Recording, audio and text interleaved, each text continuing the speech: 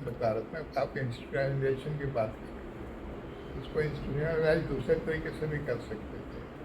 और हमारा ये कहना है कि हमको अब जो भी काम करते हैं प्रोजेक्ट मोड में जाना चाहिए, और प्रोजेक्ट को अगर शुरू हुआ तो उसका अंत भी होना चाहिए, लॉजिकल एंड तक उसको लेना चाहिए। अभी क्या होता है, जैसे कि हम बदलते हैं, अधिकारी बदलते हैं तो सब कुछ बदल जाता है, नेता बदलते हैं तो सब कुछ बदल जाता है, प्रायोरिटीज बदल जाती हैं, सब कुछ अलग हो जाता है। तो मेरा कहना है कि उदाहरण हमारे पास आज भी है फॉरेस्ट डिपार्टमेंट में। वो क्या कहलाता है कि वर्किंग प्लान बनाते हैं, वर्किंग प्लान फॉरेस्ट के लिए, और जो बहुत सीनियर आदमी उसको बनाता है, जिसका अनुभव काफ़ी हो चुका है, और 2-3 साल उसको लगते हैं वर्किंग प्लान में कि एक पर्टिकुलर एरिया के लिए कैसे कैसे क्या क्या करना है, कब क्या करना है, सब पूरा तय करते हुए, है ना, और उसी के हिसाब से उनका चलता है। तो चाहे कोई भी आए, वर्किंग प्लान को फॉलो करना है, तो क्या कि उनकी एक निरंतरता बनी रहती है। तो इसी तरह का अगर हम ऐसा कुछ व्यवस्था ले आ पाए तो कम से कम जो डायरेक्शन तय होता है उसमें आगे बढ़ने का चांस होता है। नहीं सर, आपने बहुत अच्छी बात कही, लेकिन सर आपका फोकस केवल प्रोजेक्ट पे है, वर्किंग प्लान पे है। मैं एक दूसरी डायमेंशन पे जो है ना फोकस ले जाना चाहूँगा।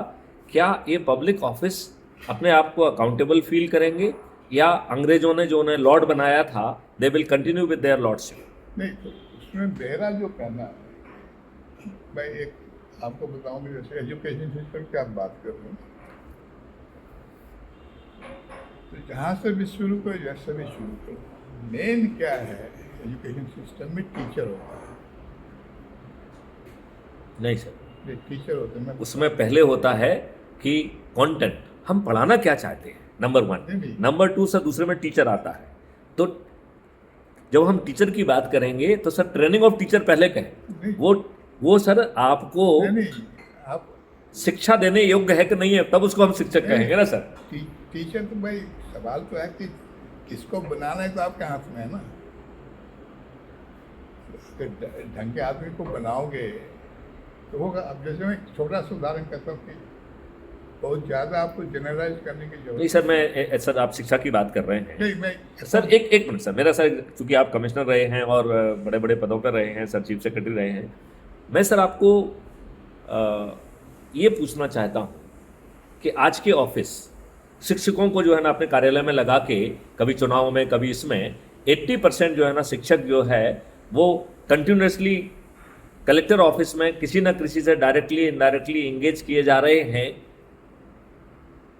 Should be not question it? why we should not question about the quality of education being imparted?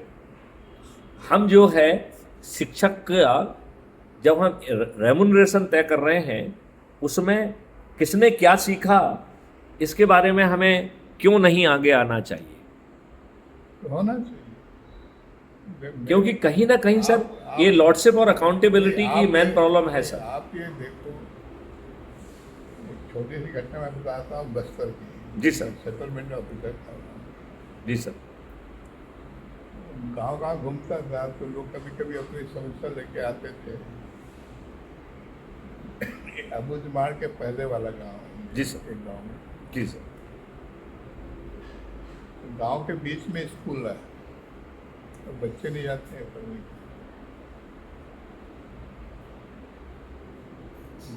कुछ दूर जाना पड़े तो वही छोटे बच्चों को दिक्कत है, तो सब दिक्कत है। कोई गांव के बीच में एक स्कूल है और गांव के बच्चे नहीं आते। तो नहीं, डज इट रिफ्लेक्ट कि उनकी सोच में उस क्लास में जो पढ़ाया जा रहा है उनके लिए उपयोगी नहीं है? कहीं उनकी ये फीलिंग तो नहीं है सर? नहीं, आप जल्दी मत करो। इतना अच्छा जवाब आज तक मैंने नहीं सुना है। जी सर। जो इवैल्यूएशन होता है ना, इवैल्यूएशन रिपोर्ट, एक वाक्य में इतना बढ़िया इवैल्यूएशन। जी सर। तो मैं बैठा लोगों के साथ, गपशप किया, फिर इधर उधर की बातें की, फिर इस बिंदु पे आया मैं स्कूल पे। क्योंकि हम एक मोटा हिसाब से समझ सकते हैं कि आज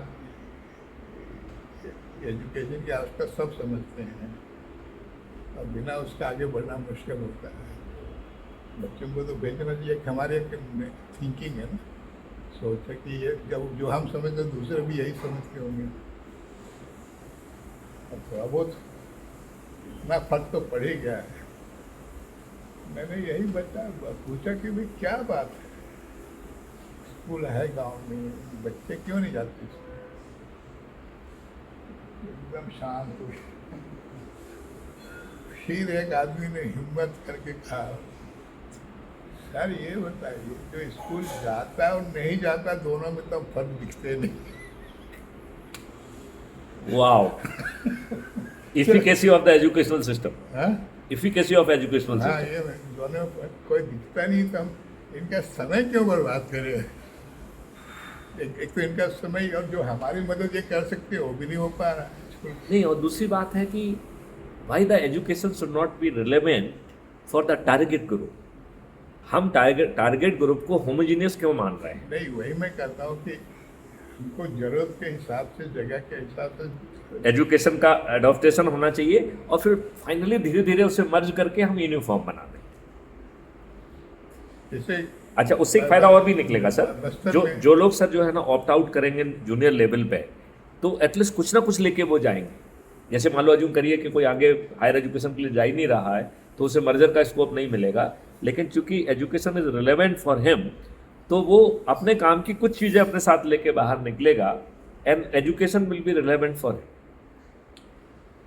आज तो दो दृष्टिकोण है। आज का एजुकेशन मतलब नौकरी, पढ़ाई की जरूरत क्यों है? नौकरी। और दूसरा है कि